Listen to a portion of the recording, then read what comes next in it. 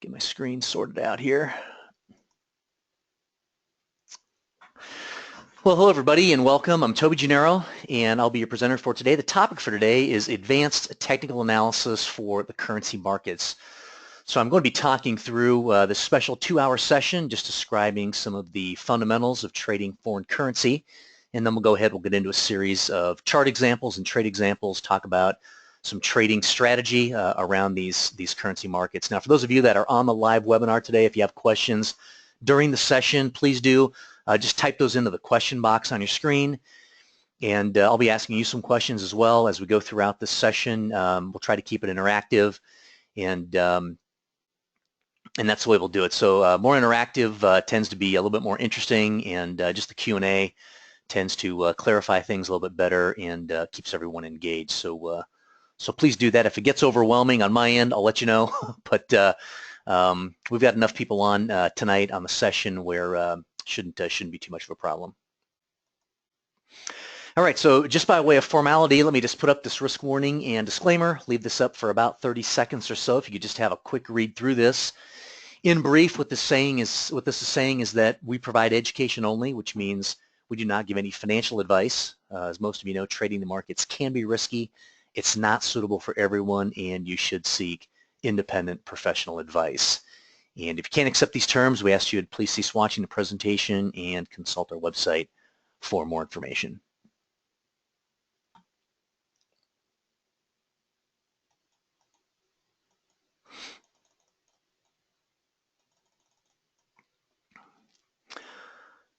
All right, everybody good with that? Everybody on board? And then let me just put up one more disclaimer here from Nadex. If you can have a quick read through this one, just a short one, and that'll wrap up the disclaimers for tonight, and then we'll move on to the agenda here quickly. All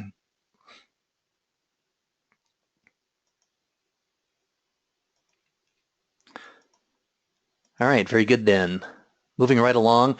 Now, since this webinar is brought to you by two organizations, Nadex and Trade with Precision, just want to take a couple of minutes here to introduce both companies so y'all understand. Nadex is actually the derivatives exchange, and so that means they are subject to regulatory oversight by the CFTC. So this is a regulated industry for your protection. Nadex has been in operation since 2004, but they are part of a much larger derivatives organization known as the IG Group out of London. Nadex operations, however, right here out of Chicago, which, as most of you know, is the hub of the futures and options markets. So all contracts that we'll be discussing today are cash settled. Okay, there's no risk of having any kind of physical delivery on any of these products. There are over 25 global markets that you can trade with two very unique contracts, binary options and bull spreads. And today's webinar will be focused on actually some trading strategy that you can use to trade these binaries and these bull spread contracts. Sorry about that. Trade with Precision was created back in 2006 by Nick McDonald as a provider of trading education for retail traders. So we are an international team of traders that provide training for some major brands of exchanges and brokers around the globe. And we teamed up with Nadex a few years back to bring you folks some very specialized education specifically around their products. So Trade with Precision is a company run by traders for traders, and we are specialists in trading strategy education. Now you'll find the Nadex trading platform if you've logged in yet and have an account with Nadex. You'll find it available on all of your devices pretty much. So whether you're in the office or on the go, you can monitor your positions or place a live real-time trade directly from your mobile device like a phone or an iPad, something of that nature. Some automated filters exist for identifying various trading opportunities simply by searching out the binary price range. So all devices are fast and secure with flexible features that you would expect from more of a desktop platform, but now you're absolutely mobile and free to move around. So you'll find most popular markets available in real time with very customizable chart type features, multiple time frames, indicators that you would normally expect from a desktop type platform. So just like in the office, you can view your open positions, your working orders, your account balances, all while you're on the go, or even if you're just around the house. Adds a lot of convenience to your trading. Now for today's topics, we'll be talking through the basics of the currency markets with a special focus on the euro dollar, since it is the world's largest currency. I'll explain the spot forex market and how that works, and then the benefits of trading currency with Nadex contracts. We'll also go ahead and take a look at just a lot of different chart examples to help us identify some key levels of support and resistance, to identify trending price action, floor pivot levels, Fibonacci levels, which are going to help you to understand the concept of advanced technical analysis. And then we'll talk about how you can combine all of these technical factors into a very simple trading strategy in order to trade currency with Nadex binary options and Nadex spreads. Okay, so we'll see some examples of trading the euro dollar with these Nadex contracts, and hopefully by the end of this session you'll have a few more concepts in your bag to take your trading to the next level. Okay, so that's what's on tap for today, 2-hour session. What we'll do right around the middle of the session, probably right in about the hour time range, we'll take a little break for about 10 minutes, and then we'll come back and round out the remaining hour and give everybody a little bio break. All right then, so introduction to the currency markets. Let's start out right here, just kind of getting everyone on the same page in what we're talking about tonight. We usually have a lot of folks at different places in their trading, so let's just go ahead first off and establish a solid foundation first and foremost, cover some of the basics of the currency markets so everybody's set to go for the trading strategies to come a little later on in the session. The currency market is a place where currencies are traded in pairs. Okay, so one currency is sold while another is bought simultaneously in relation to one another. And this basically represents the trading of exchange rates between various currencies around the globe. So forex is synonymous with foreign currency and FX, and it refers to a marketplace where international currencies are actively traded. So we'll get into some of the details here of the actual marketplace and how currencies are valued, the major currencies and how those are determined, and then how to read forex quotes to understand the bid and the ask price, and then the spread that you'll actually be paying for that trade. Some of the the basics of getting involved in this market. The modern foreign exchange market began forming during the 1970s after 3 decades of government restrictions on foreign exchange type transactions. It was the Bretton Woods system of monetary management that established the rules for commercial and financial relations among the world's major industrial states after World War II. Now, the way the forex market works is through a worldwide network of central banks, banking institutions, and corporations, otherwise known as the interbank market. So unlike stock markets or the futures market, forex really has no central exchange facility like what you might be familiar with, the New York Stock Exchange or the Nikkei, or really any other type of equities exchange facility. Forex is essentially a decentralized global network.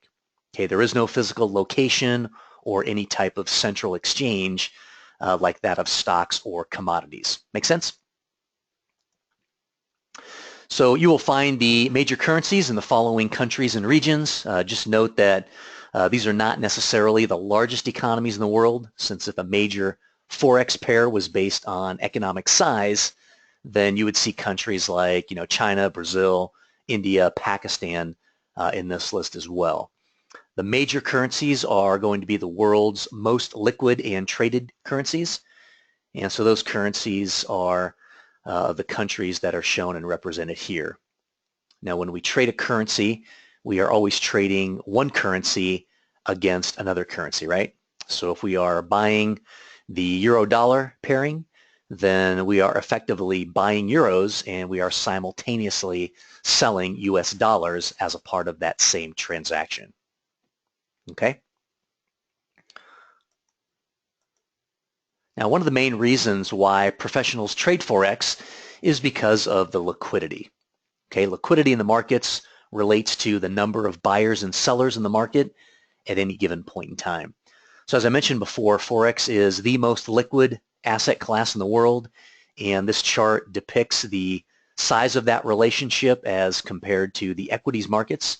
And as you can see, foreign currency is a truly global market in its size really represents much of the same. The foreign currency market is in excess of a $5 trillion a day market, larger than any other stock and commodities market combined globally, so pretty big.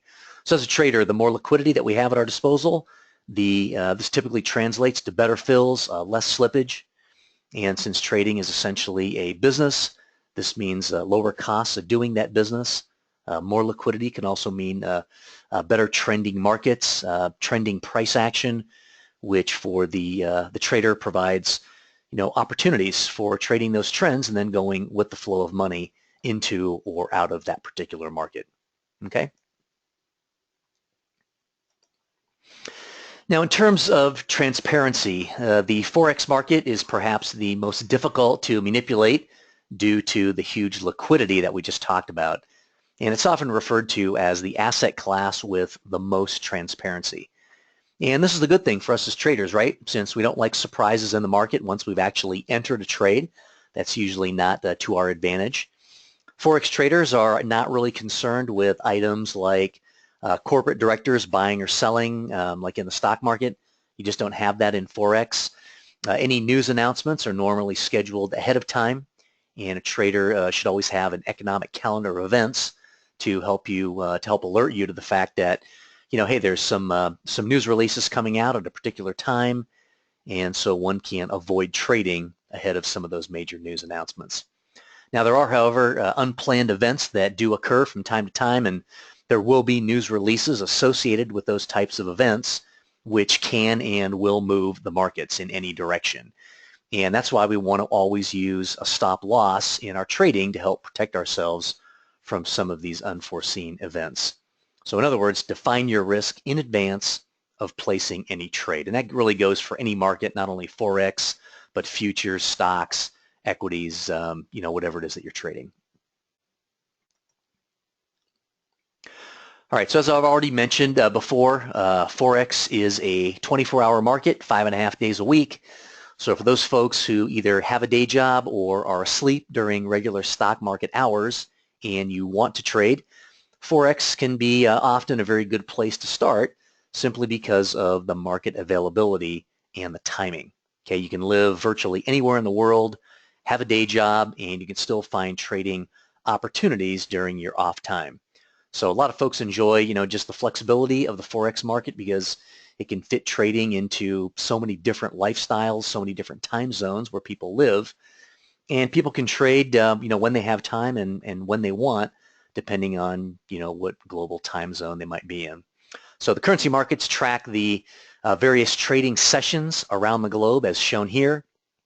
In other words, it's really just a matter of when people around the world are beginning their workday. It's always a day session somewhere around the globe, right?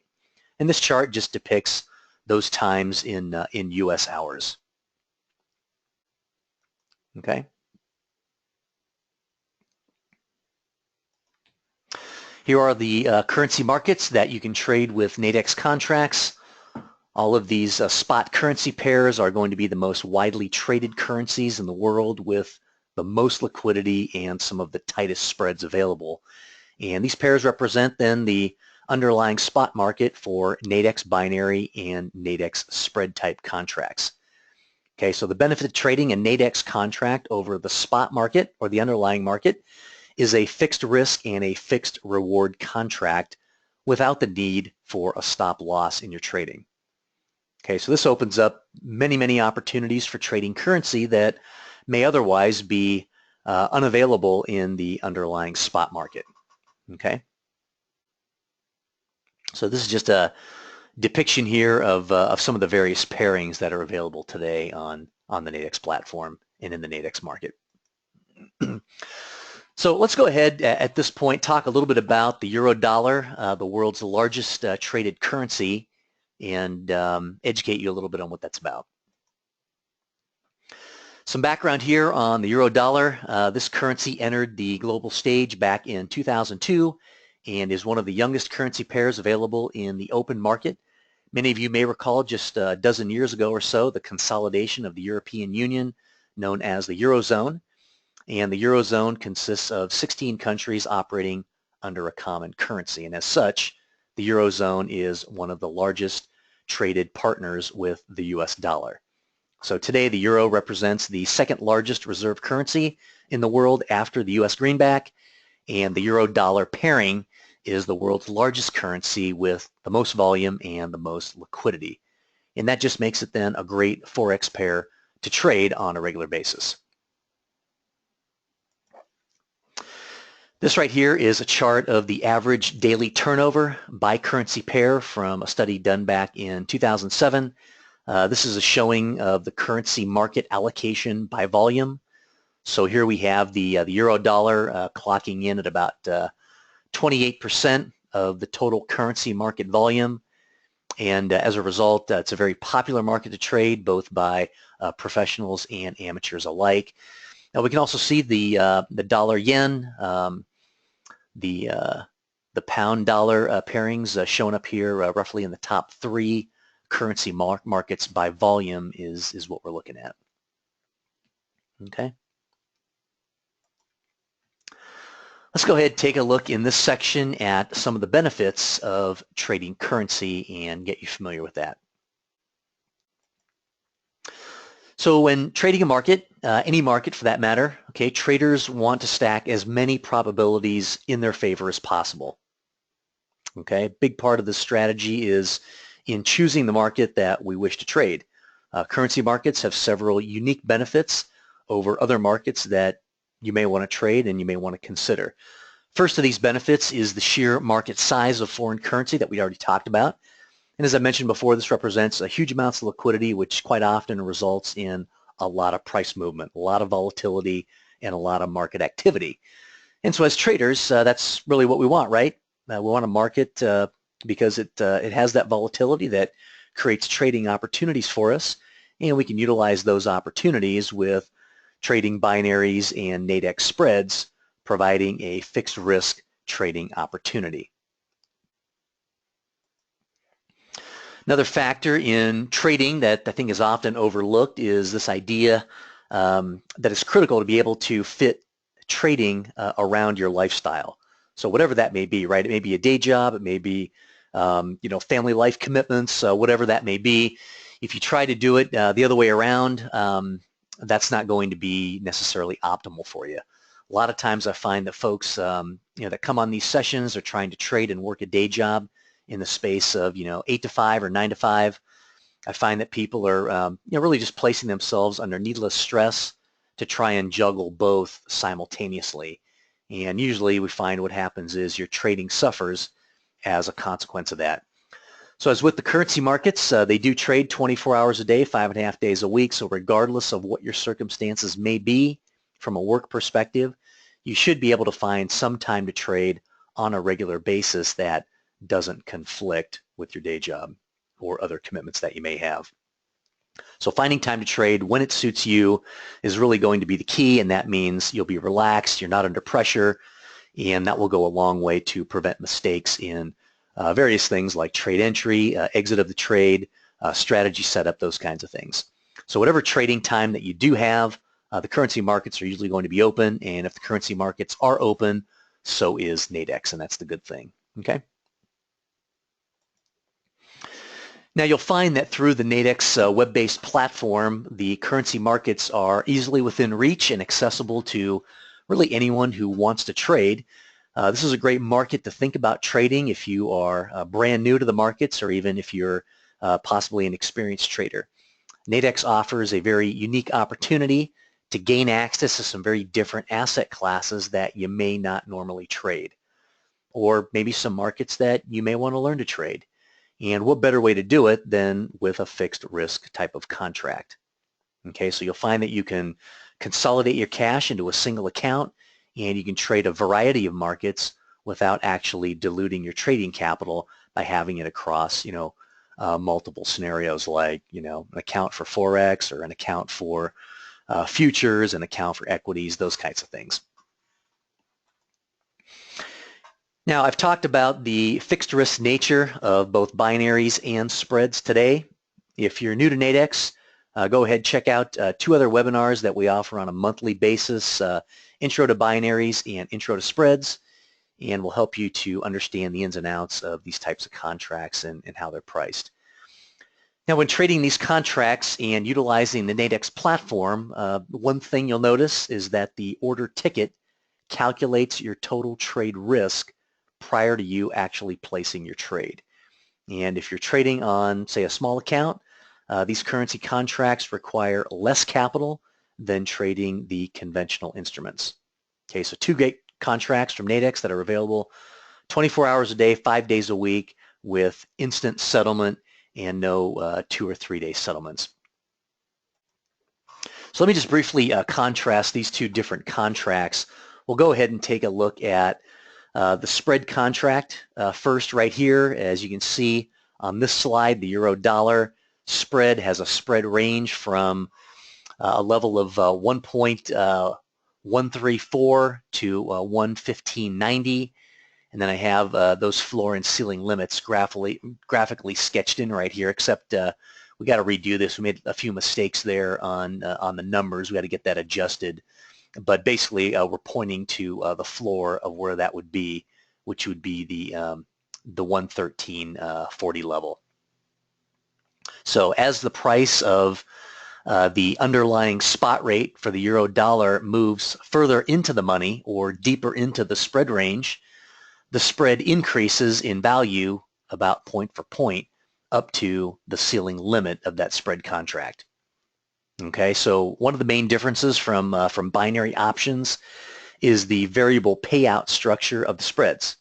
Okay, simply meaning that they respond similar to a standardized option contract with a variable payout within the spread range.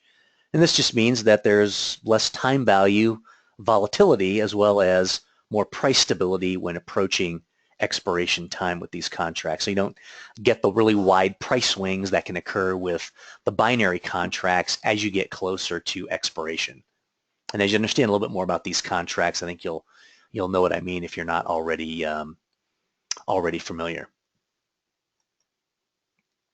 Here the binary option is set up with just one level. Okay, it's a strike price, so that's different than the previous one we looked at, which was the spread.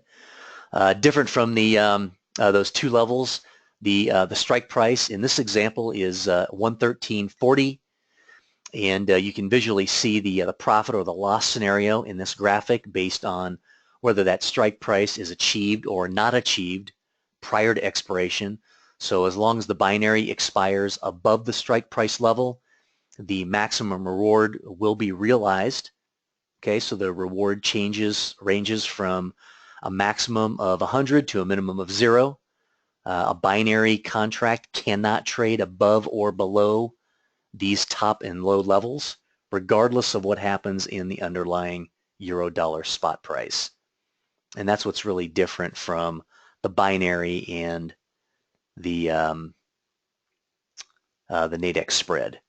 Okay, so different than spreads, binaries are going to be an all or nothing payout structure, different than the variable payout structure, simply meaning that the contract is guaranteed to pay out either 0 or 100, nothing else, depending whether the strike price is achieved or not achieved by the expiration time frame. Okay, so you have the advantage of many strike price selections to suit, really whatever your trade setup may be for that particular chart that you're looking at, just providing you a multiplicity of reward to risk setups that might be beneficial for the trade that you're looking at. Now, since these two contracts have much closer expiration times than other instruments, these contracts create new and different trading opportunities that may not be available in the underlying spot market with some similar risk characteristics, which can be really important for trading these contracts. Just taking a look and see if there are any questions out there for me. I don't see anything as of yet. So if you guys have anything, just shoot those over to me. I'll be checking the question box on my end pretty much after every slide. And if there's something I can respond to while it's still fresh in your mind, more than happy to do that. Okay. Now here in this section, let's get into some technical analysis that we use to trade our own money and show you some of the key things that we look for technically in the price action on the price chart. So let's get started here with trends. Okay, trends are going to be the most probable ways of determining price direction in the markets, right? However, there really are no guarantees when it comes to trading.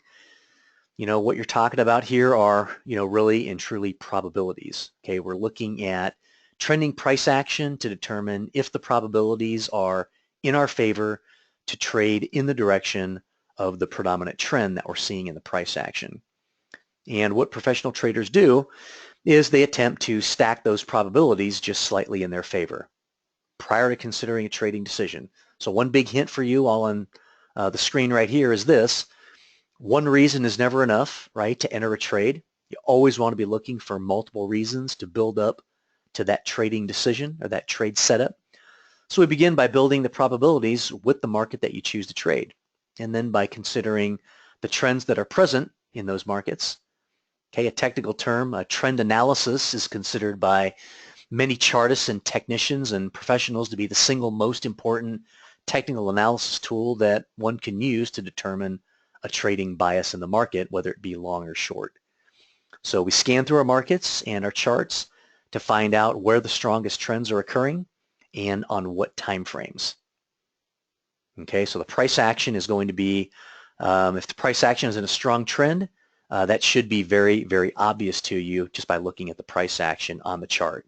I mean, within a few seconds of looking at the chart, you should know whether it's worth further consideration of a potential trading idea. It's not something you have to, stare at the chart for an hour to figure that out. It should be very obvious once you get your eyes trained to identifying a good, strong trending chart that has high trading probabilities associated with it. Okay. Let me take a question here real quick. Do we have to wait till the end of expiration to take profit? No, you don't. This is the type of exchange that Nadex is operating is like any other exchange in the U.S., so you'll find a lot of other binary markets that are available out of the island of Cyprus in the Mediterranean. These are not necessarily legitimate types of exchanges like you would find in the U.S. because they are not U.S. regulated. So Nadex is the only U.S. regulated binary options market here in the U.S. Okay. So with that, you can basically buy or sell these contracts at any point up until expiration. So the only thing you want to know is right up till around 2 minutes before expiration time. That's usually when you'll find the liquidity drying up and the market makers are basically starting to pull back from providing that liquidity, which is there's nothing wrong with that. It's just market makers have to protect themselves as well. Their job is to provide liquidity, and they're doing that pretty much up until the last few moments of of the life of a particular contract, whether it be a Nadex spread or a Nadex binary. All right, makes sense? All right, so if trends are that important to us, then let's go ahead and identify the typical 3 trending conditions that we'll find in every chart that we look at. Now, in this first example of an uptrend, we can immediately see that the chart structure here is purely defined by the price action alone. Okay, so at the very first glance of this chart, we see the price action making successive higher highs and successive higher lows, just like we have identified here. So once we identify the predominant trend, then we can begin looking at the individual candles within that trend that are going to determine the price predictability of this trend. In the next example of this downtrending chart, we can see similar characteristics of successive lower highs and lower lows that comprise every downtrending chart. You can also see in the price action here that every time we get a large candle move, it's followed up with some kind of a snapback rally back into basically the average. And that's why it's important to look for small candles to comprise predictable trends so we can anticipate exiting our position on some of those large candles, which give us a lot of extension from the average price. So we've seen an uptrend, we've seen a downtrend here, and then there was no trend. And if our eyes are very well trained to identify trending chart structures, then we can very quickly determine here that this chart is not trending, but it is actually ranging. And as we can see, there is no clear succession of higher lows or higher highs or lower lows. We can see a lower low followed by a higher high, and then a higher high followed by a lower low. Okay, so the difference in these chart structures is going to be very obvious to us, and we can readily identify tradable trending charts at a first glance, which is going to be either the first two in relation to the no trend that we just looked at. Make sense? Let me see. I've got a complaint here. There's no sound. Let me see. If you, of course, this is not going to be good for the people that can't hear me, but if you have an issue where the sound cuts out on you and it's not coming back, what you might want to do is just log out of the webinar and that'll log back in, and a lot of times that'll solve the issue. It could be a broadband issue on your end, something of that nature. Okay.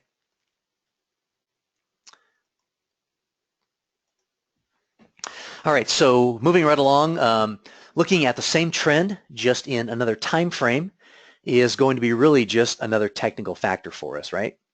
So this helps to improve our probability of a successful trading outcome, and it provides us with an additional or some additional information and possibly a bigger picture view as to what may be a longer term move in the market. So a trade setup on, say, a 60 and 120 minute chart is going to have a longer trade duration than, say, a setup on a 2 and a 5 minute chart. But even when we're trading, the higher time frames, we still want to time our entry with some of those lower level charts to see if we can get as precise as we can on that entry. So it really just makes logical sense if we identify a trade setup on that 1 hour and 2 hour chart, that we also go ahead and check the 4 hour and the 8 hour and the daily charts. And if we find that a higher time frame confirms the setup on the lower time frames, now we have 3, 4, or more charts all confirming the same move, the same direction in the market. Okay, so the higher time frame providing us with the bigger picture view as to what's really going on in the price action.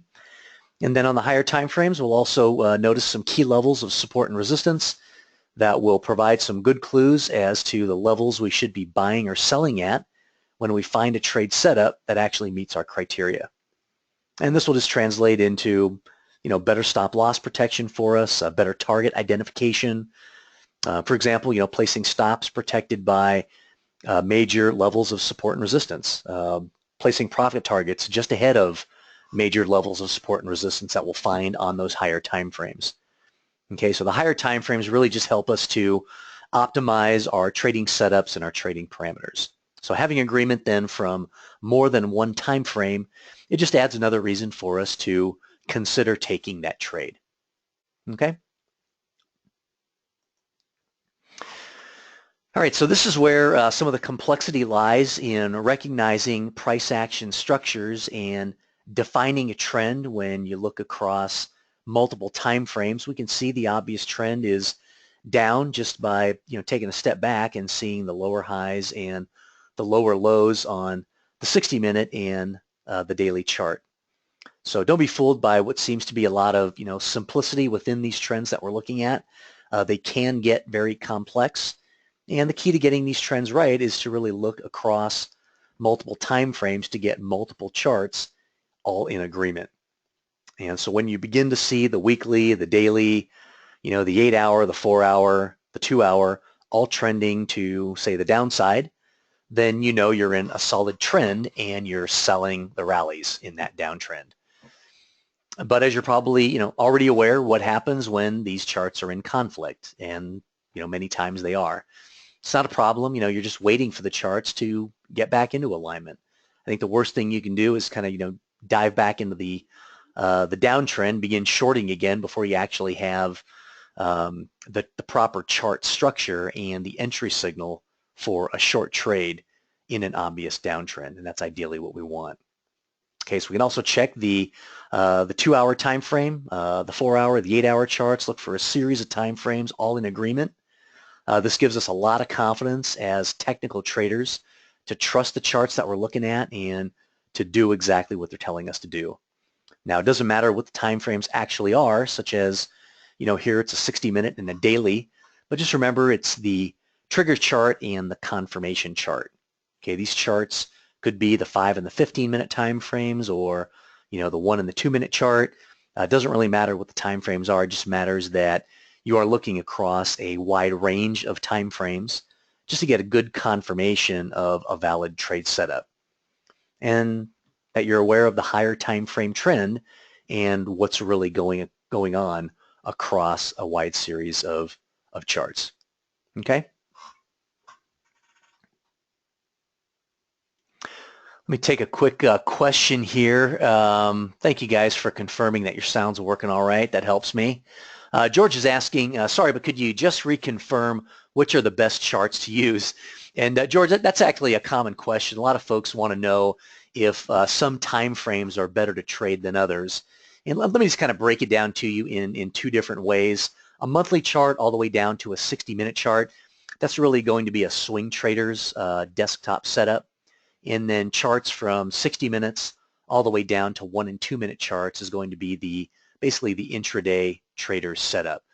So what you're going to do is just to give yourself the best opportunities is you want to find like 2 or 3, even 4 charts side by side that have all the same characteristics. A trend going in the same direction, the moving averages flowing in the same direction, pullback structures to similar levels in the price chart around certain features of the moving averages that really make for consistent setups both on the higher time frames and the lower time frames.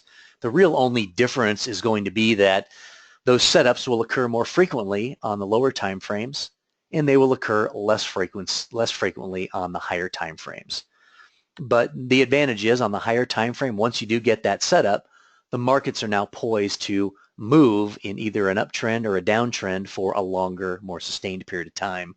Whereas on the lower time frames, again, if you're trading a 2 and a 5-minute chart, then more than likely you're going to be in that trade for a matter of maybe 10, 15, 20 minutes, as opposed to when you take a trade setup on the daily chart, you may be in that trade for maybe a week or two. Okay, so that's really the difference. You're using the time frame that the trade sets up on to actually determine how long you could be in that trade. And that'll help you to, basically ride that trend setup or that chart setup for, a longer duration based on what your time frame setup is. Does that make sense to you? Let me take one more here. Let's see. Ronald is asking, don't we need to see the indicators to calculate if the trend is strong or weak along with the charts? Yeah, absolutely. We'll in the advanced strategy course, we'll be looking at indicators like the relative strength index, the RSI, or the MACD, both of them. And we're not going to use those as oscillators, looking at the overbought and the oversold signals. We're going to be using those two indicators for both convergence and divergence of a trend. And so we don't have time to go through all that stuff in today's session. We'll be showing you that in the advanced trading strategy courses. They're available, I believe, almost every month, every other month. And it doesn't cost you anything to attend those. And you can understand the full complement of what we're showing you in terms of a chart strategy. Here we're just showing you some of the basics that you can start to get yourself accustomed to looking for. Okay?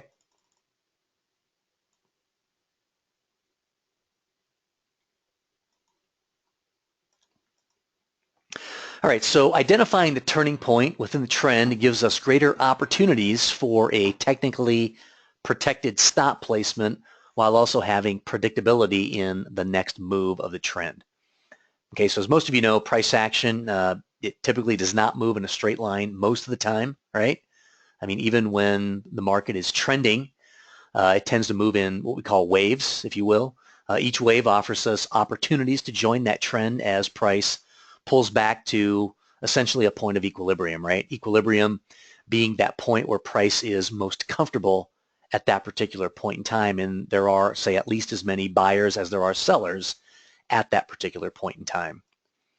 So these pullback structures in the price action offer us optimal reward to risk scenarios for joining an existing trend at a much safer place or price point.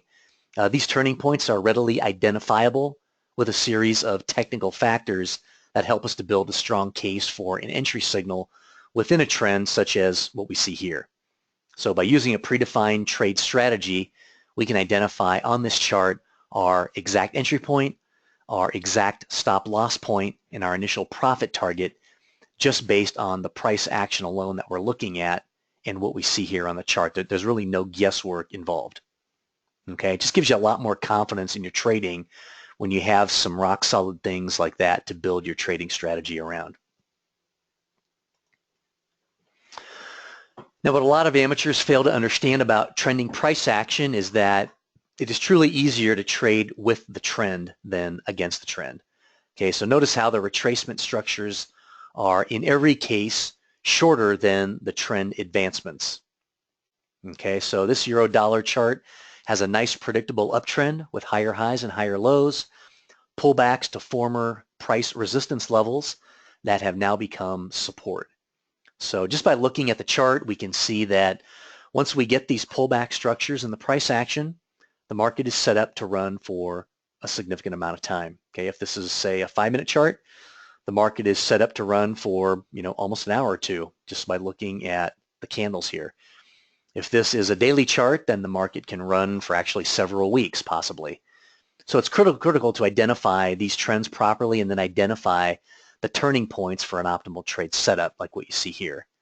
And if you'll notice, the price action never revisits these prior swing lows where we've located our stop loss for, say, an underlying market trade. Many amateurs are trying to trade these trends in both directions, and usually the way that ends up is the money they make on the uptrend, they end up giving it back on the trades going counter trend. And it's obvious by looking at this chart, you can see why, right? Because you understand now how trends work, and that's critical to your profitability. It's like, if I can make this much on an uptrend, why would I want to fool around with a short trade on this little downtrend? If I can make this right here, why would I want to mess around with this? I want to spend my time, if this is a 5-minute chart, taking that 30 minutes during the retracement and getting all my levels lined up right along here and looking for that touch at that level and then actually anticipating that bullish candle, because I know just by looking at this uptrend, here's where the trend line is, and that's where the 10 and 20 period moving average are going to be flowing right along there, and that bullish candle is going to be setting up right in and amongst that 10-20 period average zone. And once that candle sets up, then I'm looking for the break and then the next move to the high. I don't have to grab it directly at the bottom. That's not where the money's made. The money is made once I get confirmation in the buy zone of a bullish candle, and then a break of the high takes me into that trade going long in the direction of the predominant price action in this trend. Okay? All right, so support and resistance in trends are probably going to be the two most crucial components to trading profitably and consistently in the markets. So let's go ahead, get into some detail here on support and resistance. Let me take a quick look here. Okay, no other questions. All right, so support and resistance price structures create opportunities to trade around these significant levels. And that's why they're important to us, okay? Pretty simple. So these levels are critical decision points in trading, and these support and resistance structures identify obvious price points that we want to be buying or selling at. And when we identify a well-defined level of support or resistance, we are interested in trading the breakout of that level or the bounce off of that level, okay, depending upon our setup strategy.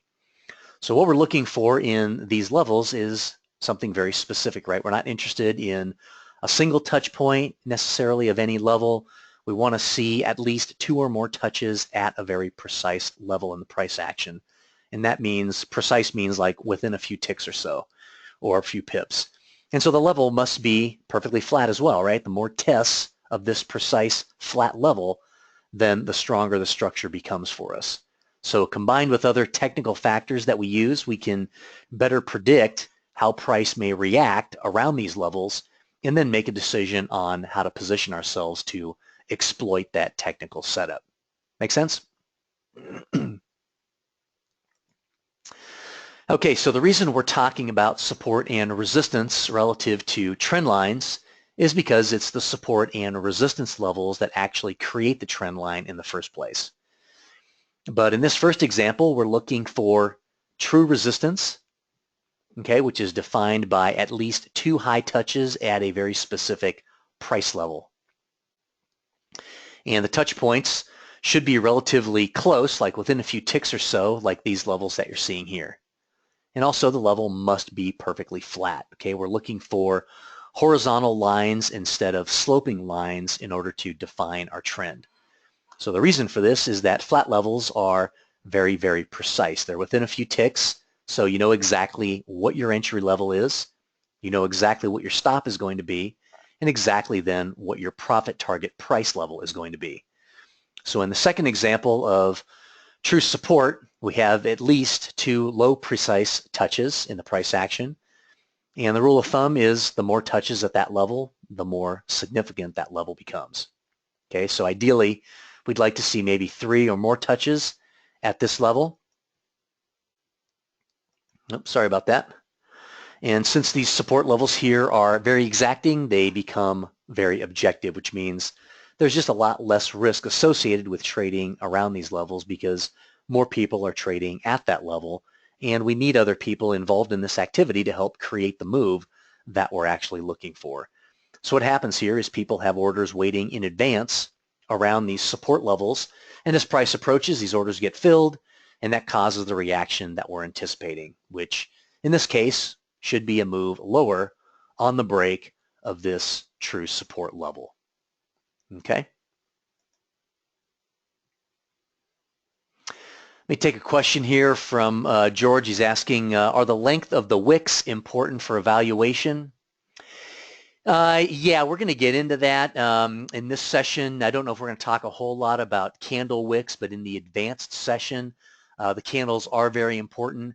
You'll notice that we're looking for bullish candles like this one right here on some of these strategies. We're looking for rejection candles like this on some of these strategies. Other rejection candles like this on some of the strategies. And so, yeah, rejection candles like this one. And so, yeah, we are looking for that, and understanding the market open and the market close price of those candles is important. We'll spend a lot of time helping you to understand that in the advanced course, which is, again, it's free to everybody. You just need an open account with Nadex, and you're good to go. Let me see if I have another question here. Patrick is asking a good question. What chart company do you prefer? And you know, Patrick, that was a question we used to hear a lot, but Nadex has really made a pretty significant investment in the charting platform that they have on the Nadex platform, which actually includes the Nadex indicative price, which is basically the average price that the contracts are calculated for as to whether they expire at, say, 100 or 0.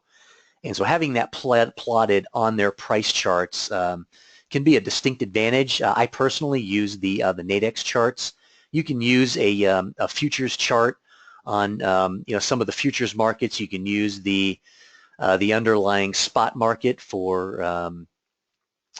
you know, for some of the currencies. But I mean, I find that utilizing the indicative price and using the Nadex charts on their platform is actually quite nice, because then they overlay the Nadex binary ladders directly over the price action, which gives you, you know, a line on where the binary strike price is relative to the underlying market, which just makes it very convenient, you know, to trade in that regard. So I think with all the upgrades they've made to the trading platform, I think you'll find the charting to be very beneficial. Okay. All right, so the golden rule of support and resistance is a very basic concept. I think most of you have probably heard of it at some point previously. We've talked about this on some previous webinars. When we identify these support and resistance structures, we need to keep them in memory as we look through our charts to identify when price is retesting these levels, since the exact price level may not be visible on your screen.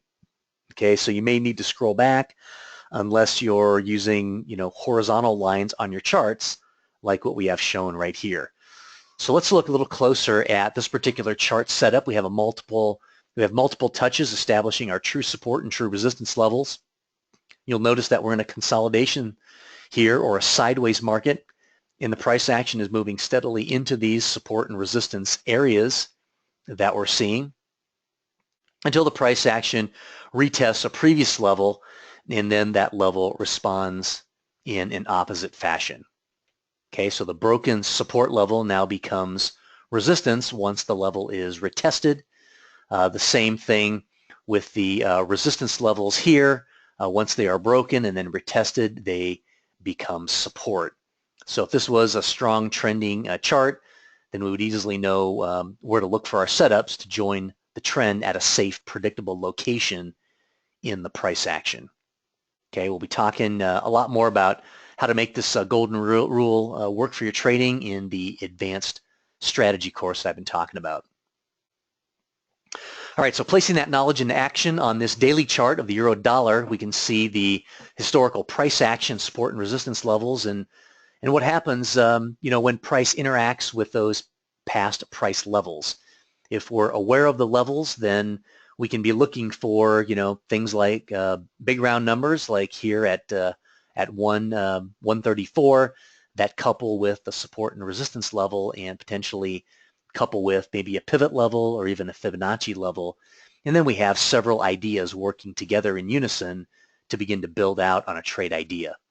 Okay, the one thing we haven't done here is to look at multiple time frames to see what this trend looks like from different vantage points.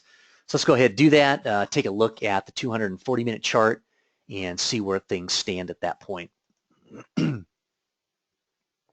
So from the daily chart, and now we're on the 240-minute chart, we can see these levels much more clearly, especially the 134.80 level with almost 10 touches combined both in support and resistance.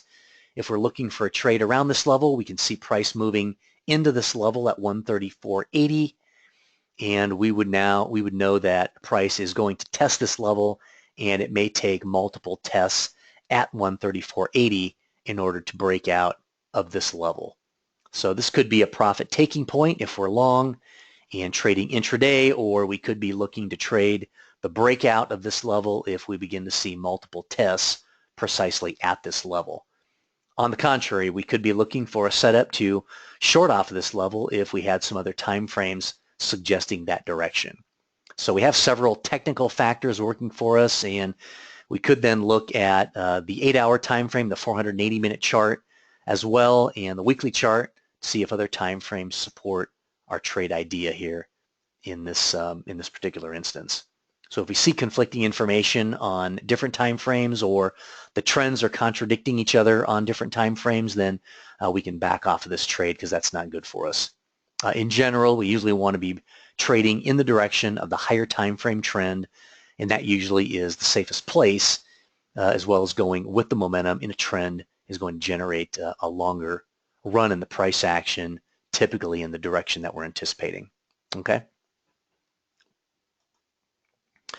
And here's another one of our leading indicators that typically points to various levels of support and resistance, the pivots. Let's see. Let's take a little break right here. Let me take a look at some questions. Bob has got a question. And not really just more of a comment. I never bet against the long-term trend. Trouble every time. That's a good policy. Trading with the trend is going to be always the highest probability trade you can make in the markets, regardless of what market you're trading. Let's see. And then we get, okay, so no other questions there. So let's see, we're basically almost at the top of the hour. We've got another hour left in the session here. Why don't we do this? Why don't we take a break right here? It seems to be a good stopping level. And so we'll take basically a 10-minute recess. We'll come back at 5 minutes past the hour, and then we'll rejoin on the next session of pivot levels, and we'll wrap up all of the key indicators, and then we'll head into looking at a couple of chart examples of how we put all of this stuff together and then actually trade the market price action. Okay, so don't go anywhere. Don't log out of the session or anything. I'm just going to put everything on pause, And if you guys have questions that you think of during the break, go ahead and shoot those over to me. And before we jump into pivots after the break, I'll go ahead and respond to some of those questions, and then we'll get everybody caught up before we move into the second hour. So I'm just going to put everything on pause and silent and stay logged in, and then we'll come back at 5 minutes past the hour. Okay?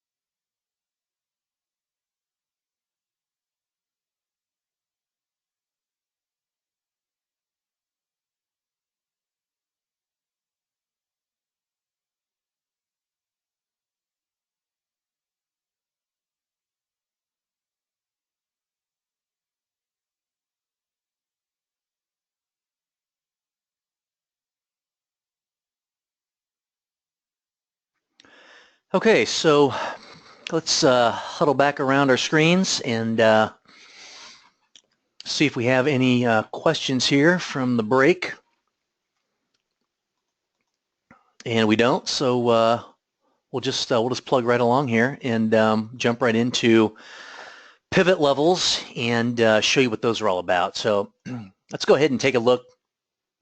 Just another one of our leading indicators, typically points to, again, various levels of support and resistance that we can utilize in our trading. So here we go.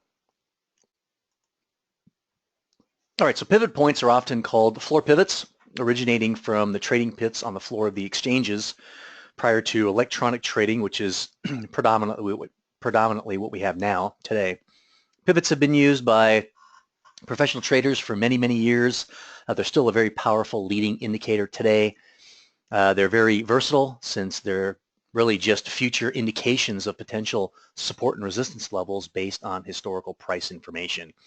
So what this means to us is that we can add these pivot points to almost any trade strategy setup in order to give us just one more reason to take the trade and provide us some additional confirmation that this is a high probability setup that we're looking at. So we can use these pivot calculations for daily, weekly, or monthly pivot points.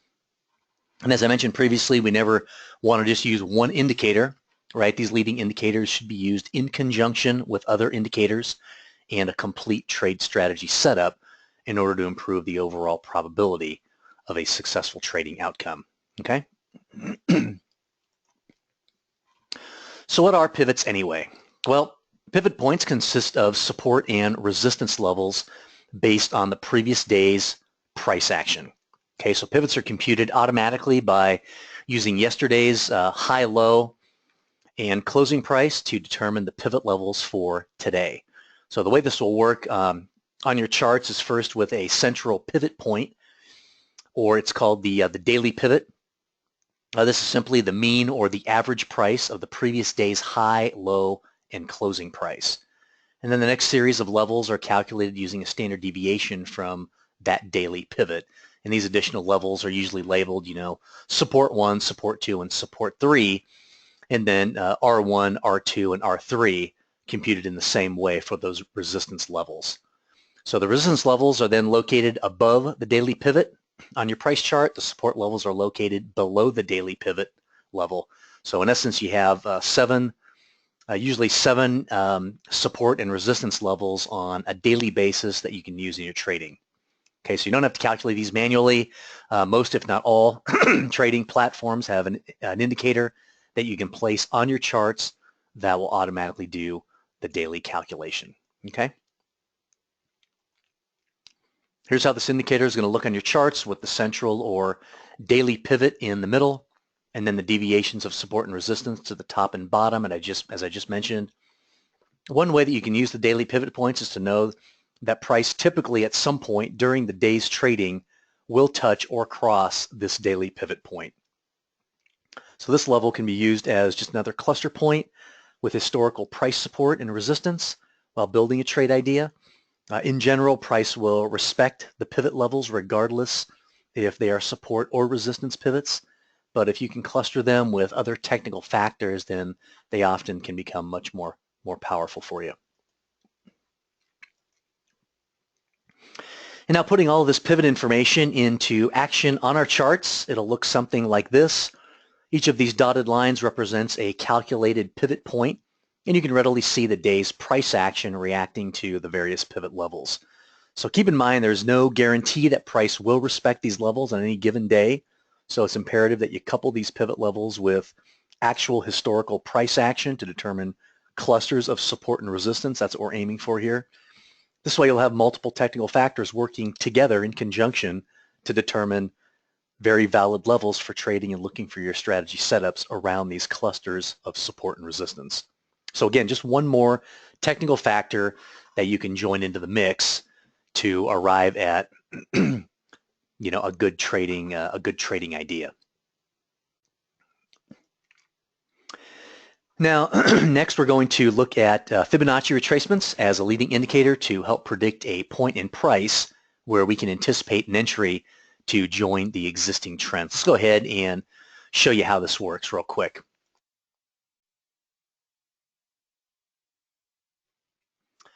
So the question becomes, how do we use Fibonacci in an established market trend to find entry points on pullbacks to join that trend successfully?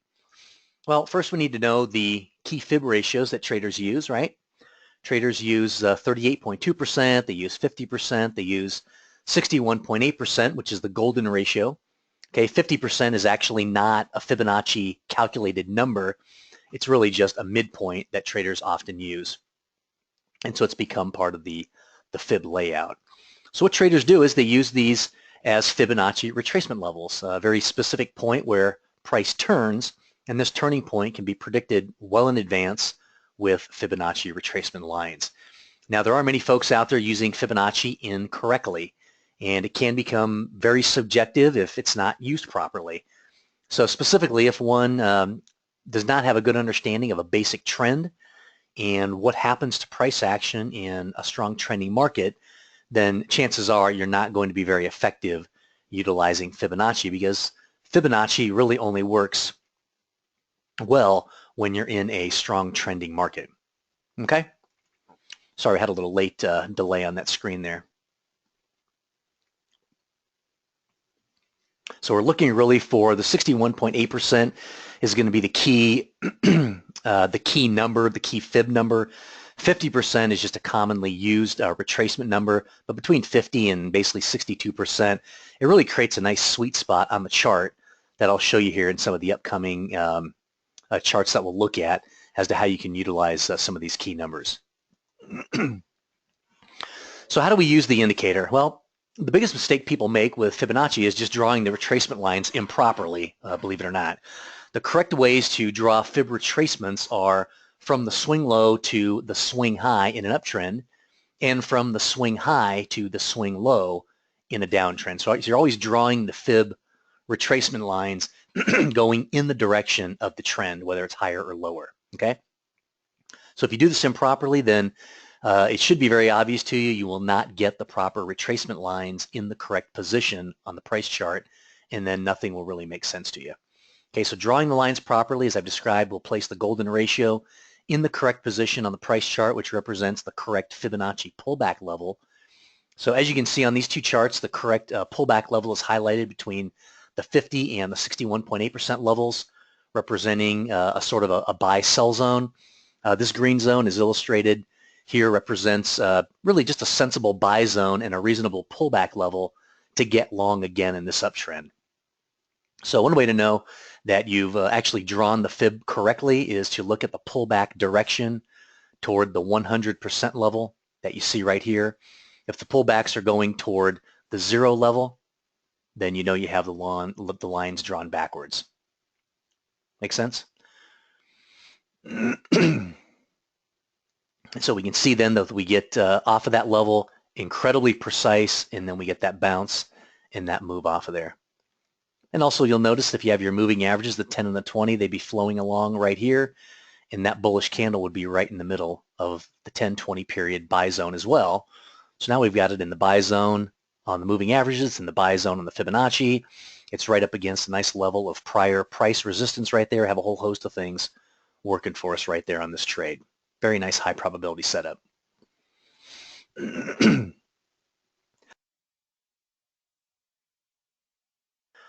All right, so another look at Fibonacci levels drawn in on a downtrending chart. And you can see what I'm talking about right here. The pullbacks in this downtrend, or the rallies, are moving back up toward the 100% pullback level at the top. So once again, the red zone in this case illustrates the sell zone in this downtrend. And it's often a high probability zone for a reversal in the direction of the predominant trend. So if you combine this Fibonacci level with some price support or some price resistance, or maybe a big round number, or a pivot level, or all of them, then you can start to begin to build a very solid trade idea around some of these concepts. Okay, you guys starting to get the idea now, what we're talking about? Okay. All right, so here in the first example is a bullish Fibonacci cluster in the buy zone going with the uptrend. So as you can see here, what we're doing in this uptrending market is drawing a fib retracement from the swing low up to the swing high, creating that buy zone that we want to see. where price is currently pulling back into that 61.8 retracement level. The second fib, sorry about that. The second fib retracement is in a downtrend, and we're drawing the lines from the swing high to the swing low. Then we look for any overlap or cluster of the key retracement levels around that 50-61% sweet spot. So as you can see with both of these fib retracements, we have a nice tight cluster of the 61.8% numbers and the 50% levels with recent historical price action, support, and resistance levels. So overall, very nice cluster of a couple different levels, providing us a very precise level and price point to join this trend long and short in these two examples. Okay, so you see what's happening there, a nice pullback right into this level. This is the only level on this recent run that provides us with some level of potential support because we know it was prior resistance. And then the 62.8 slips in there, and all of a sudden we have created a pretty nice buy zone for ourselves. And that's really, again, where we have the 10 and 20 period moving average flowing up right here. Just another nice small bullish candle in the buy zone, and we get another breakout to a new high. And we have a pretty good idea it's going to go to a new high because that's what uptrends do, right? They make higher highs and higher lows, and that's the continuum, okay? Now let's go ahead, put everything together that we've learned and begin to build on a trade idea to see, kind of what that looks like here. So let's begin here on the 1 hour time frame of the euro dollar. Talk about support and resistance clusters here. Here's a cluster looking at this chart in hindsight, just kind of give you an idea of what we're doing here, and then we'll get to some live calls on the charts.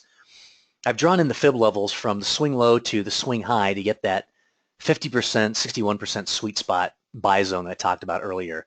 So with the fib levels in here, we can then see a recent resistance level that, if retested, would then have a very high probability of turning into support. Okay, so we can also see that there's a pivot level in there as well, which now gives us 3 technical factors to consider if the market pulls back into this level. So even though we're looking at this in hindsight, this is how we would identify good levels to build a trade strategy around before price actually makes its move to get there. And that way we're all set up. We're just waiting to pounce on that opportunity when and if it finally arrives. So with this setup, we can also identify a reasonably close stop loss level to completely define our risk on the trade. A couple stop levels exist at the swing low, which would be the most conservative. And then we have the 76% fib retracement level just below the price action support level. So we have 2 very reasonable places with acceptable risk levels to place our stop in case the market does not respond as we respect. Okay, so we have a swing low level right here. So putting a stop loss directly behind that level would be very sensible, or if you want a little extra protection, putting it behind the 76.8% level would also be acceptable. So as you may be thinking already, it's like, hey, Toby, I thought we didn't need a stop loss with Nadex contracts. And you're right, we don't, right? I'm just walking you through the thought process of building a trade idea in the underlying price action, which always involves a risk assessment. Okay, we never want to be entering a trade before first identifying how much we're willing to lose on this particular trade setup. So this is a critical component of calculating our minimum reward to risk scenario at 1-to-1, simply meaning that we're really willing to risk $1 to make at least $1 or more on the trade. And we'll also need to understand this risk in order to select the optimal strike price of the binary contract, and I'll show you how to do that as well. Okay?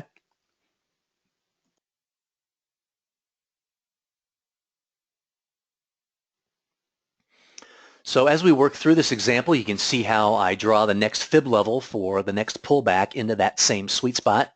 And once again, we have the same exact setup recurring here again in this trend.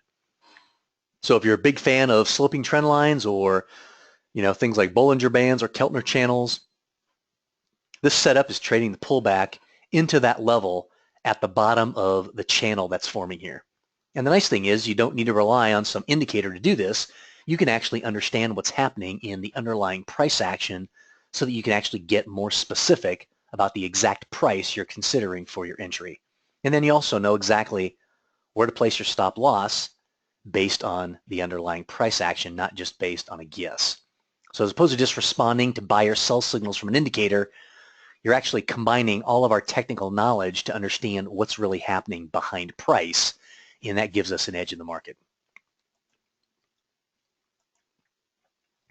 So this is still the same 60-minute chart on the euro dollar, and now we're getting the third pullback into the buy zone right here. Once again, we draw the fib levels from the swing low to the swing high in an uptrend, which sets up our sweet spot once again. And we have another cluster right around that 61% level and a pivot point and some price congestion, but it's not an exact cluster. But we do have a secondary support level at the 76% retracement level that lines up with historical support. And as you can see, price continues to fall just past the sweet spot and bounces just ahead of that 76% level. And this is where we get our entry signal with this rejection candle. So we have a reasonable stop loss location just below the swing low that completely defines our risk on this trade. Does that make sense? And as you can imagine, the 10 and 20 period moving average would be flowing very nicely right along these lows, gives us a nice dynamic trend line, and that's where we're getting these nice bullish candles setting up in the buy zone. So it's not only a fib retracement pullback, it's also a bullish candle in the buy zone, break of the high, stop below the low, and you can trade that, in a couple of different ways. But only if you understand the price action and you understand multiple strategy setups can you actually define that for yourself. And that's what we're going to teach you in the advanced course over 3 weeks, an hour and a half each week, and we'll show you 2 trade strategies to have in your bag to trade the markets exactly as I'm talking right here. Okay? And here's the summary of our trade idea that we've been building over the last couple of slides as I've described the support and resistance clusters. Here's a closer look at the resistance level becoming support just ahead of that 76 retracement level, but not far from our original buy zone at the 61.8% level. So we've been able to strengthen a single indicator like Fibonacci to include additional technical factors that give us confidence that these levels will hold once price approaches. Okay, typically price will approach these levels with a lot of velocity, and initially it will seem very scary to step into the market at this point and fade that move, but as you can see, the work is all done prior to price arriving at that anticipated level.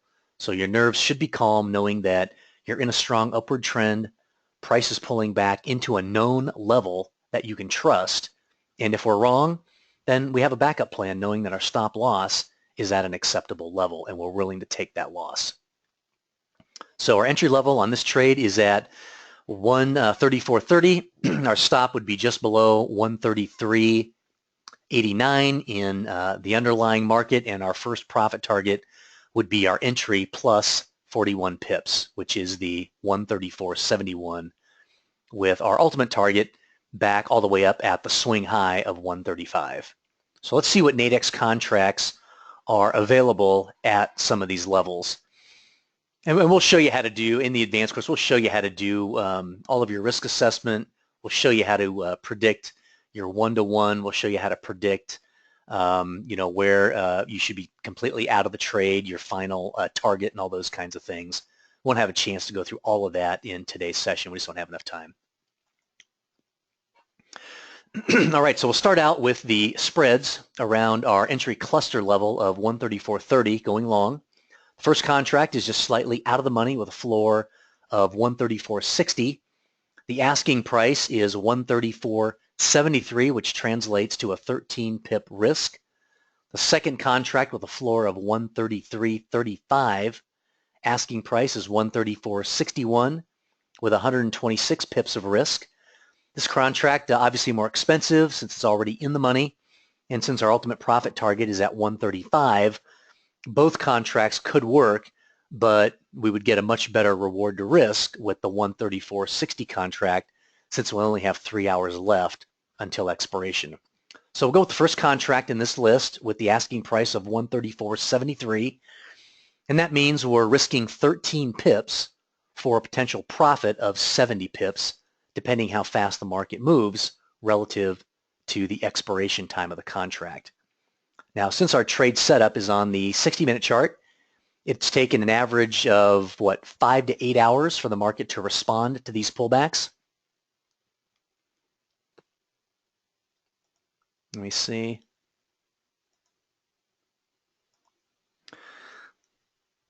To respond to some of these pullbacks, and I think we're missing the chart here for whatever reason. The chart behind it, the price chart, because what I'd be doing is in order to calculate that, I'd be looking at the pullback candles to determine how many candles there were on a 60-minute chart. If there were 5 to 8 candles, that means it's taking 5 to 8 hours on every pullback, and that gives me a pretty good idea if the market's going to move or how quickly the market may move and how much time I'm making down the contract. So the first question we need to ask ourselves is, do I have enough time on this contract at 3 hours? That's considerably under the historical guidelines of how the euro dollar has performed on this setup. This may not be the optimal contract to trade, even though we may still profit. There may be better opportunities for reward with a different contract.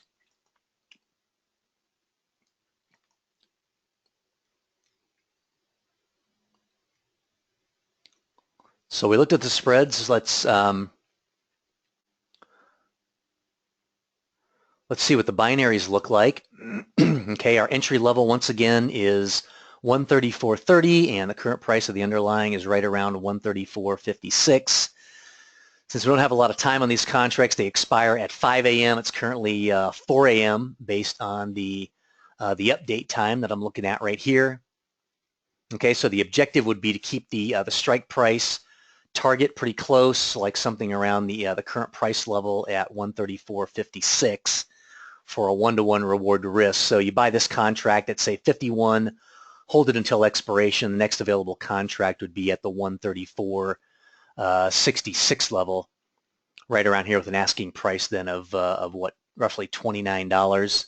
And this could be a reasonable move into the next hour, and it's offering a 2-to-1 reward to risk. So the other contracts deeper in the money for less than 1-to-1 reward to risk, certainly tradable, but you have to realize that you're risking more than you stand to profit on the trade.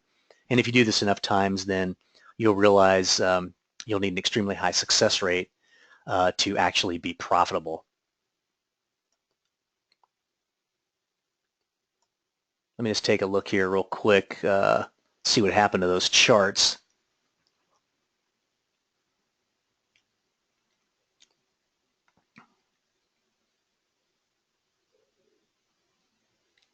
Well, I was hoping normally we just have the chart right up here, but we're going off of those previous ones we were looking at.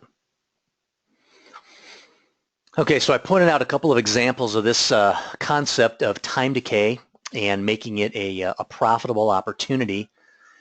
If we are considering a trade setup on this level at 134.30 right here, we don't necessarily need to predict that the market is going to really do anything except stay above this level until expiration. Just remember that the binary contract we just looked at for $51, the strike price was just 26 pips above our entry level, and it would have only had to hold this level for an hour, and we could profit 1-to-1 on the trade. Okay, so as you can see by the result of this trade and the corresponding price action, the market went straight up off of this level for 4 straight hours. As you can see right here, 1, 2, 3, 4 candles, almost 5 hours. Each candle represents 60 minutes, right? Because we're on a 60-minute chart. So you could have traded 3 or 4 hourly contracts based on this one setup by just moving down to a lower time frame and trading the trend. Okay, so this 6-hour move would have been a long trend, or on a, say, a 1, 2, or 5-minute chart, trading this move all the way back up to the swing high. So there's a lot of different scenarios to trade binaries. If we had looked at the contracts with more time until expiration, like the 8 and 10-hour contracts, then we could have speculated and bought a deeper out-of-the-money contract at a significant discount, and that would have reflected maybe a better reward to risk payout. So instead of 1-to-1 at $51 for the contract, we could have found a contract for maybe $20 and earned a 4-to-1 on the trade, and trading it as one move instead of multiple contracts and multiple trades in this upward bounce. Make sense?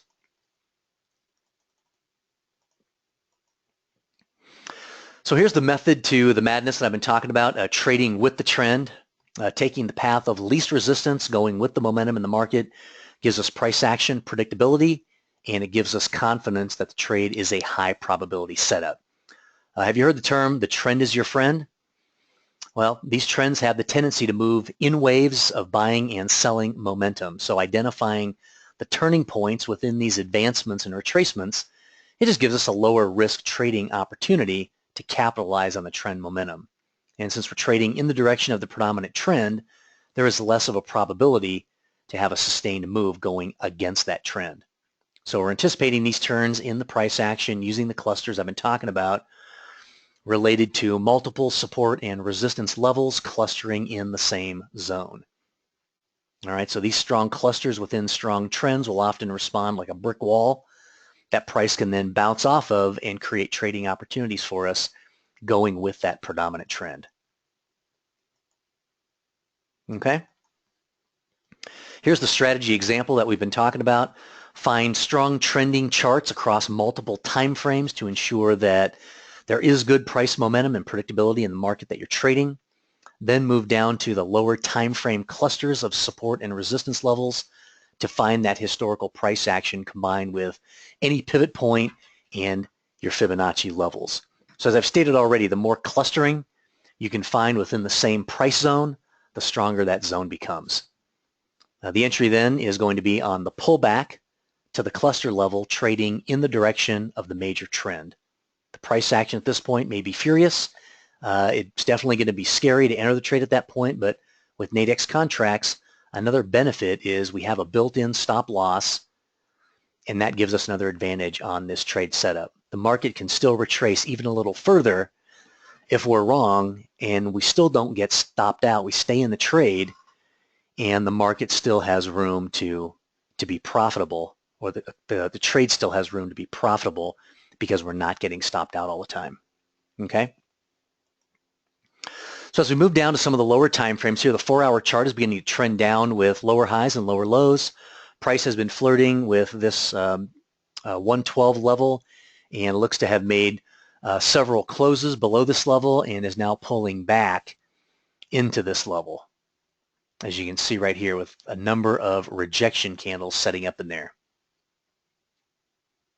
Okay, so we've defined resistance along this level with all these touches. We've got the market just falling off a cliff. We get overextension from the moving averages and basically get a little bit of a rally, but almost just kind of a sideways move. Moving averages catching up to the price. A lot of rejection candles off of that 112 level, and then we start to roll over once again. So when we draw the first fib retracement, 50% retracement level clusters with that 112 level. Pretty nice. We have the peak touches up around that 61.8% level, and then the market starts to roll over again. We also spot a weekly pivot point and a daily pivot point in the same area around that 112 level, which is our key point of resistance. Do you think we have a few of those items coming together on this particular setup? Yeah, you bet. The 50% level couples with the 112 level and the pivot level. So we just identified a zone for ourselves that is a very reasonable level for a turning point in this downtrend. And the swing low at 112.30 provides us a great stop level and some good risk management, although we really don't need to worry about stops when we're trading Nadex contracts because it's built into the contract. But it's nice to get in the habit of looking at where your stop level would be in the underlying market, to have a stop level above here or above the swing high, one of those either levels. Both are pretty conservative, and then looking for the breakdown below this level. Okay. Now that we have our charts identified and the trade set up, we can look at some binary contracts as possibilities, right? The Euro USD 112 strike expiring at 7 a.m. is just slightly in the money.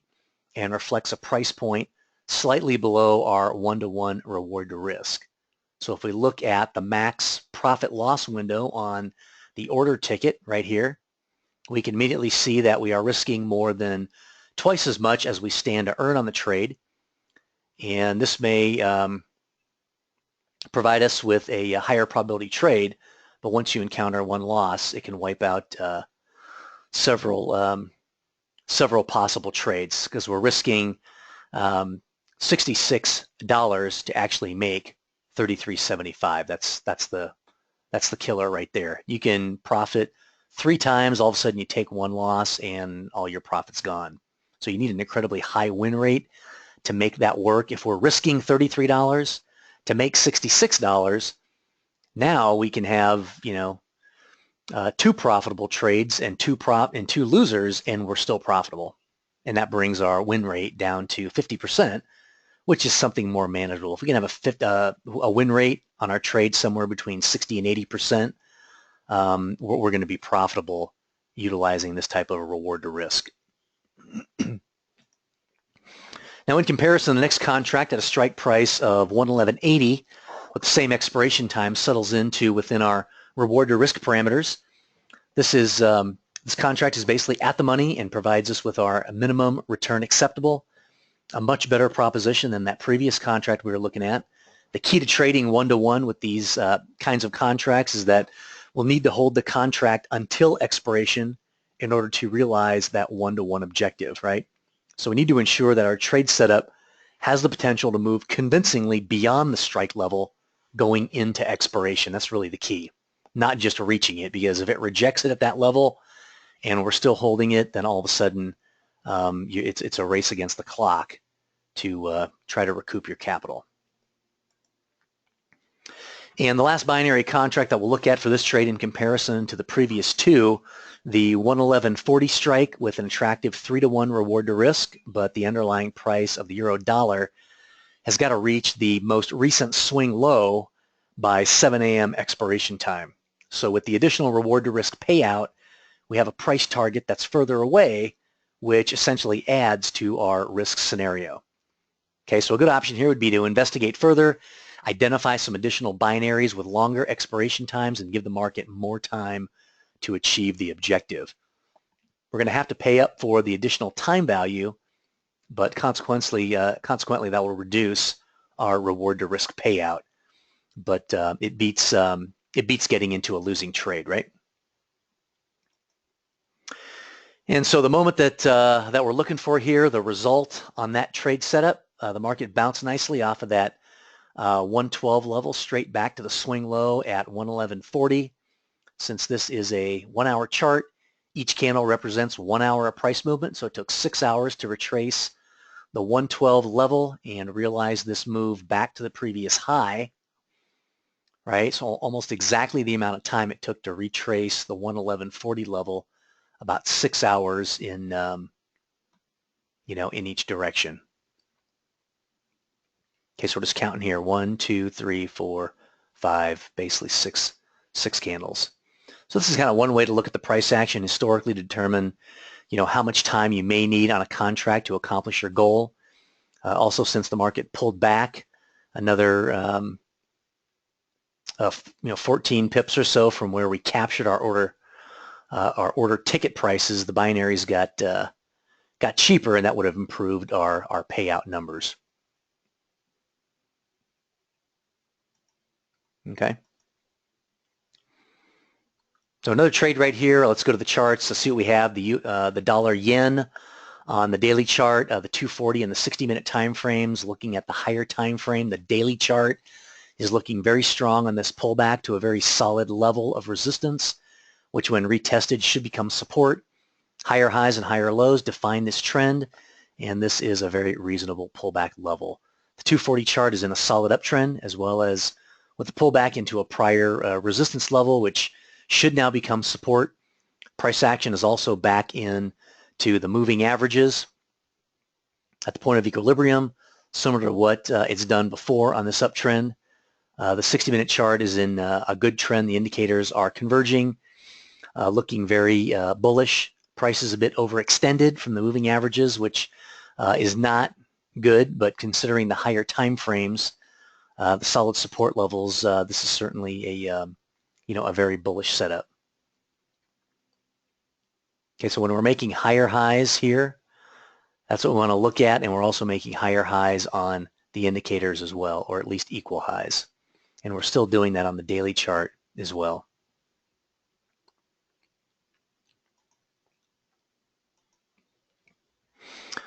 A closer look at the 60-minute chart, zoomed in right here. We draw in our fib lines and horizontal support and resistance levels and look for the overlap.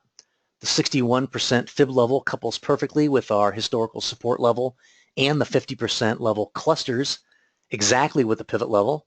Okay, so we have two redundant zones of support for this pullback. Gives us a lot of confidence that this can be a very good setup. Support levels on the daily 240 and the 60-minute charts with our Fibonacci levels and pivot points across 3 time frames. Really doesn't get much better than this. So our entry level on this setup is at the 101.40 level, okay, which I have identified right there, dead on that level. Price is currently right there. The difficulty a lot of amateur traders have with these setups is being able to stay in the trade long enough without flinching. So I would be looking at the swing high level as my initial profit target, planning to stay in this trade for a while and looking for additional long trades in the direction of the 120, the 240, and the 480 time frames to build up a position, and then eyeballing that swing high on the daily chart. Okay. The dollar yen spreads at a floor of 101.40, perfect setup with a decent amount of time till expiration. We're risking $14 to make $136. That's not bad. Great reward to risk there. But that's assuming that price moves back up to the swing high in the time allotted, which according to this contract is 8 hours. But since spreads don't have the significant time decay properties of binary contracts, this could be a good play since we're right at the spread floor and we're looking for price to move higher. Okay, the benefit to buying spreads at the floor and the ceiling levels is that when price moves, you'll get point-for-point movement with the underlying market when you're within that spread range. When the underlying market price is outside of the spread floor or ceiling levels, spread prices will not respond and time decay will force the contract to expire at either the floor or the ceiling price. Does that make sense?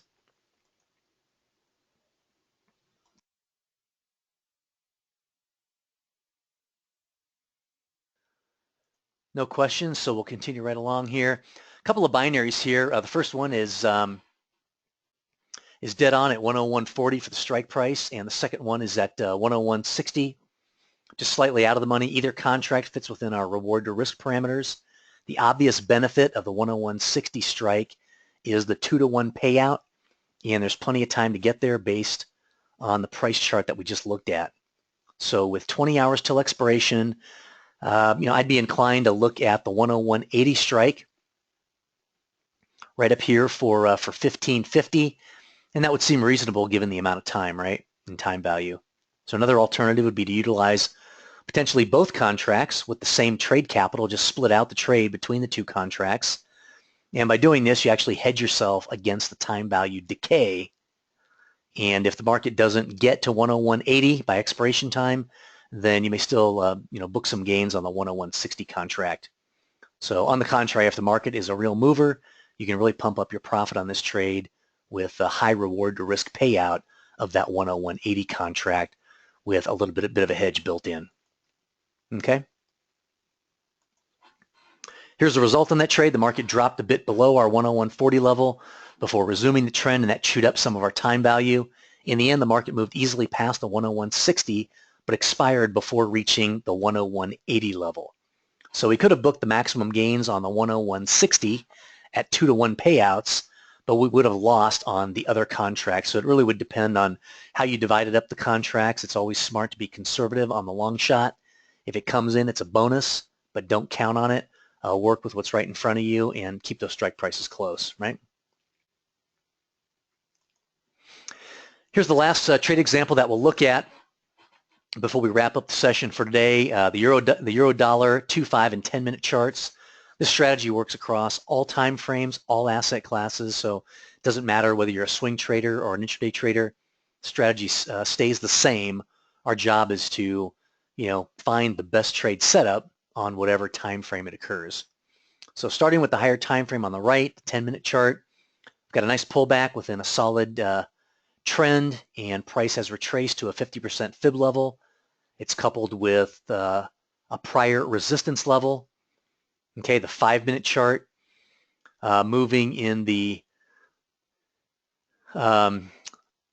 same moving average pattern as the 10-minute chart. So we have the 50, the 20, and the 10 all in alignment, same as we do here. Just confirms the strength of the trend for us. The indicators are converging on both time frames, very bullish right here. They're making higher highs with the price. 2-minute chart doesn't tell us anything new from this vantage point, so let's drill down on that chart to see what we can find, because we have the moving averages out of alignment. We have a lower high and a lower low, so price action is doing something different than the 5 and the 10-minute. Okay, so getting to the bigger picture view of the lowest time frame pays off, as we can see other levels of prior resistance that couple nicely with our fib levels. The indicators are converging as well on this time frame, adding to the bullish outlook across these 3 time frames. Okay, so we can begin to see some small bullish candles that are accumulating right there. We've got a nice level that we can only see on this 2-minute chart. That helps us. Multiple touches at that resistance level tells us that it's a true resistance level on the 2-minute chart and should have a good probability of becoming support once retested by price, which is where we're at currently. Let's go ahead and look at some binaries around our entry level at 134.38 right there. See what we got. Okay, cluster price is at 135.38, and we can quickly see that there are very few strike prices available to trade. There are 2 drastically different price levels here on 2 contracts, and there's 2.5 hours till expiration, which should be enough time, right? The retracement, according to our 2-minute chart, took about an hour, so we would conclude that 2.5 times that should be sufficient to get back to the swing high price of 135.52. That would be reasonable. Smart trade right here would be to take the easy money, buy the 135.40 strike for 45, and then figure the split, also buy a few of the 135.60 strikes since they're so cheap.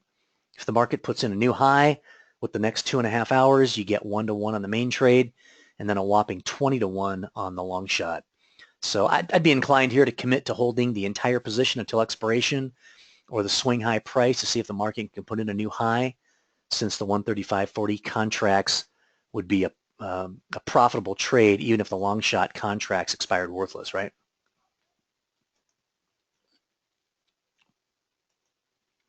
Here's the result on the trade. The market finishes up at 135.55, just shy of 135.60.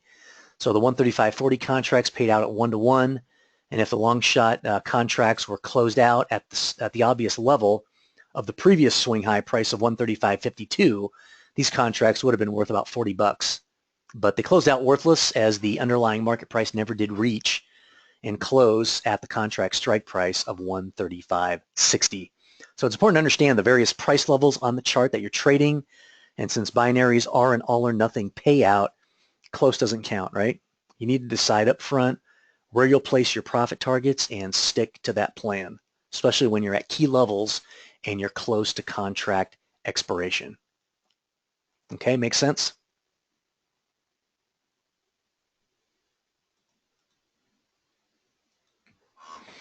Patrick's got a question. Is 3 a max payout? Does Nadex for 5-minute contracts? Not sure what you mean by 3 is a max payout for a 5-minute contract. Can you, because if it's a binary, it's between 0 and 100, right?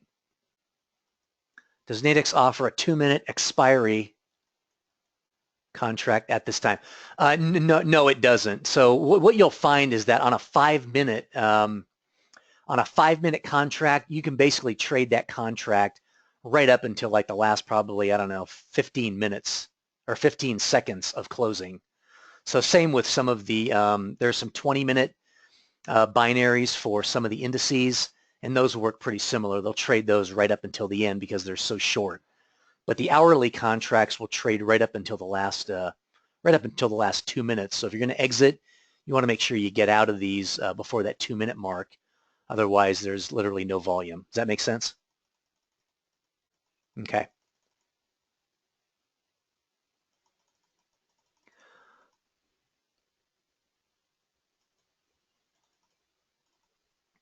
All right, so moving right along here. Let's just wrap up with a few items that I think can help you further before we close out. A couple of benefits here to trading Nadex contracts. With Nadex, there's a new way to trade the world's financial markets. You can receive a number of special benefits by doing this. These contracts from Nadex, binary options and Nadex spreads have a fixed risk and fixed reward nature to the contract, which offers a unique perspective to trading these markets. And what this does for you is it offers protection from market spikes, prevents you from getting stopped out if the market moves against your trade. Another concept that works with binary options is to utilize a flat market or a sideways market to benefit from minimal price movement in the underlying market and still achieve a very respectable reward to risk on those trades. And there are a wide range of markets to trade as well with Nadex contracts, anything from foreign currency, as we've talked about today, along with index markets, various commodities, really over 25 global markets that can be traded with binaries and Nadex spreads, all from a single account. There are a wide range of contracts to choose from depending upon your style of trading and your strategy. You can trade short-term contracts on an hourly basis or longer-term swing trades with the weekly contracts. So just keeping your trading costs low goes straight to your bottom line. Right? Nadex exchange fees are capped at $9 per order or 90 cents per contract per side. And since Nadex is a US-based exchange, they are fully regulated by the CFTC for our protection. Now, there are many online binary options companies out of the Mediterranean, as I mentioned before, specifically the island of Cyprus, which means you don't get the protections of a US exchange and all the regulations that we have in this country. And so you get the advantage of exclusive trader training programs from Trade with Precision, in addition to educational sessions like today. Again, I've talked about it a couple of times. Nadex offers an advanced trading strategy course over a 3-week period where we'll teach you 2 trading strategies that we use in our own trading room to trade our own money, and we'll teach you those trading strategies as well. So Nadex is basically just making an investment in your success as an investor. They're trying to help their clients be successful. So what we do is we put together a 4.5-hour package which will be presented by Trade with Precision over 3 webinars, 1.5 hour each, over 3 weeks. You don't have to go anywhere. You can watch these from the comfort of your own home. The TWP trading team will be conducting these as live interactive webinars. So you have the ability, just like today, to ask questions about the content, work on trade examples, trade setups, etc. This package is valued at well over $900 if you bought it directly from us at Trade with Precision, but Nadex has actually subsidized the cost for you, so it's a complete freebie for any Nadex client with an account. So a pretty good deal for you. In part 1, we'll go through the how and the why of implementing technical analysis. We'll talk through the most reliable technical analysis tools. We'll talk to you about trend and price action analysis similar to today. Also spend some time on trading style, such as swing or intraday trading to help you with that. And then look at the technical ingredients as they pertain to the strategies. Part 2 will be on 2 actual trading strategies that we use every day in the trading room at Trade Our Own Accounts. We'll be teaching you all of those key components of the strategies and how to use them effectively in real time. And then part 3, the final week, will be specifically about Nadex contracts and looking at real trading scenarios based on the 2 trade strategies talked about in part 2 of the series. So we'll walk through real market scenarios of the momentum breakout strategy and the trend flow trade. Oops, sorry about that. The trend flow trade. These webinars are interactive with full Q&A, just like today. So if you don't understand something, just ask, and we'll make it a point to clear it up for you. Then you also have some weekly live market commentary on the Nadex website that you can participate in as well. There are a couple different ways for you guys to get in touch with us at Nadex. Phone and email listed here for any questions that you might have, or you can ask me your questions right now as you've been doing. Just use, again, the question box on your screen. 14-day demo accounts also available to give you some familiarity with the contracts and what we've been talking about today.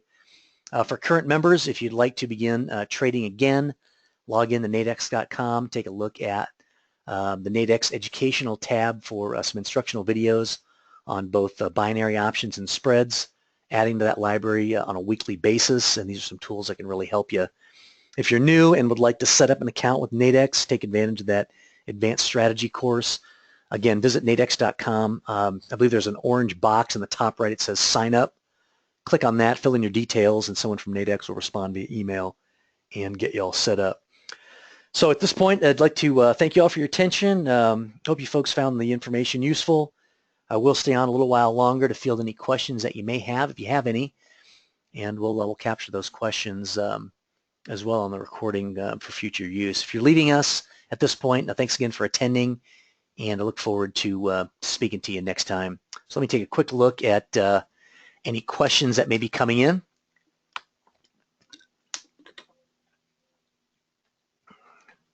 See what people are thinking.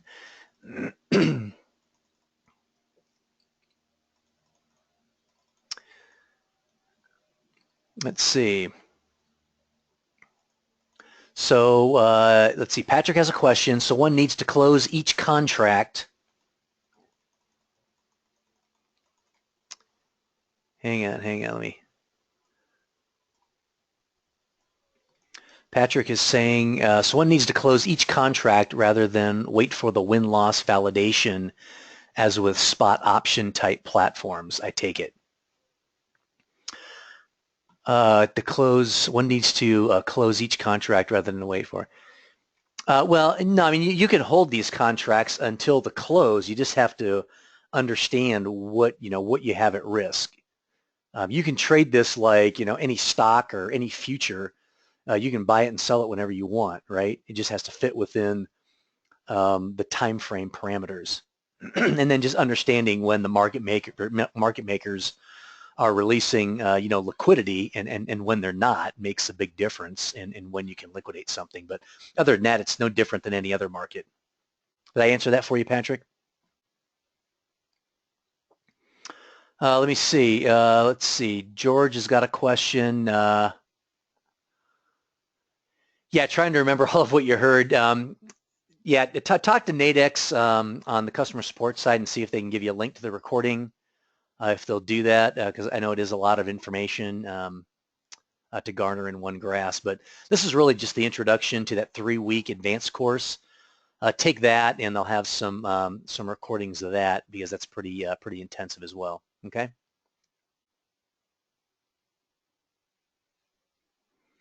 Yeah, a lot of you are saying, hey, I'm a beginner and trying to grasp as much as I can. Yeah, that's the whole idea. Nadex is offering these. We run these every week. So just come back. You can see these as many times as you want. You can see them from a number of different vantage points. We'll talk about different markets, different contracts, and something's bound to sink in, right? Ron's asking, the platform has numerous technical indicators, tools. Which ones of these are most helpful in trading options in forex indices contracts? Yeah, the technical indicators, you're going to get actually a very specific chart setup from us in the advanced course over 3 weeks, and that's going to be comprised of moving averages, of a couple of indicators, of just having your charts set up a specific way, very similar to the charts that you've seen today. We'll show you how to set those up, and then we'll really show you how to put all of the strategies in play by utilizing your desktop setup. Yeah, that's actually going to be key. So Ron, if you're interested, jump in on that 3-week series. It should be coming up here pretty soon. Get a call into customer service, open up an account, and they'll put you on the roadmap for that, and you'll be ready to go. All right, just taking a gander through here and make sure I answered everything. I know sometimes I get going here pretty fast on these slides. Sometimes I miss some stuff. Let's see.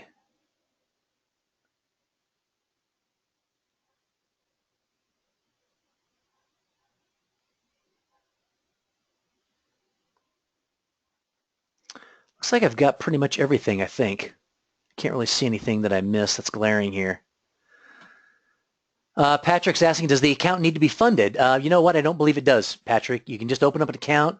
You don't even need any money in it, and I think you can still get into the account. You know, but what Nadex is saying here is they're saying, hey, you know, we're willing to sponsor some of this trading education for you. We want to teach you how to trade properly, protect yourself, manage your risk.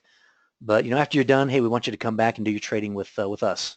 So I think that's a pretty fair assessment. Absolutely, the charts. Yeah, Patrick's asking the charts on Nadex platform are real time. Absolutely, they're not only real time, but they actually have the Nadex indicative price. That's all part of the candle makeup of the chart, and that means it's an averaged price, which means that's the price that the contract is calculated on. Even more specifically, a binary, if it closes, you know, one tick, you know, below or at the strike price, that is still considered zero. It has to close one tick above the strike price in order to be worth 100. So if you're trading a binary, you know, that indicative pricing on their charts is pretty important because that tells you, you know, whether you're going to have a profitable contract or a losing contract. Okay. All right, very good. Well, it looks like the questions have dried up a little bit, so I think we'll wrap it up. I'm kind of losing my voice here. We're on the cusp of 2 hours, but appreciate all the interaction, all the Q&A. Hope you guys will visit us again for another session. Have a great rest of the week trading. Have a great upcoming weekend, and we'll talk to you next time. Take care.